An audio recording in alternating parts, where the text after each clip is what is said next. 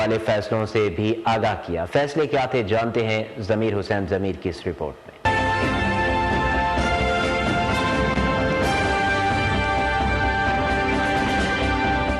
وزیر اعظم عمران خان کی زیر صدارت قومی رابطہ کمیٹی کا اجلاس آج بھی منعقد ہوا۔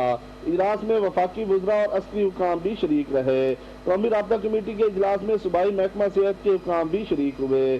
اجلاس میں اشیائے خورد و نوش کی فراہمی کے لیے گوڈز ٹرانسپورٹ کھولنے کے فیصلے پر مشاورت کی گئی۔ صوبائی حکام نے گوڈز ٹرانسپورٹ کھولنے پر اپنی تجاویز پیش کی۔ دوسری جانب وزیر اعظم کی معاملے خصوصی ڈاکٹر فردوس عاشق امان نے ویڈیو پیغام کے ذریعے وزیر اعظم کی زیر صدارت توانائی کے حوالے سے جو اجلاس ہوا اس میں ہونے والے فیصلوں سے متعلق آگاہ کیا اور کہا وزیر اعظم کی زیر صدارت توانائی کمیٹی کا اجلاس ہوا۔ عام آدمی کے مسائل کے حل کے لیے مختلف پہلوؤں پر غور کیا گیا۔ وزیر اعظم نے توانائی وزیر کو ہدایت کی کہ گیس قیمتوں کا بوجھ صارفین پر نہ ڈالا جائے۔ اجلاس میں گیس کی قیمتیں نہ بڑھانے کا فیصلہ کیا گیا۔ گیس کے شعبے میں اصلاحات لانے کا فیصلہ بھی کیا گیا۔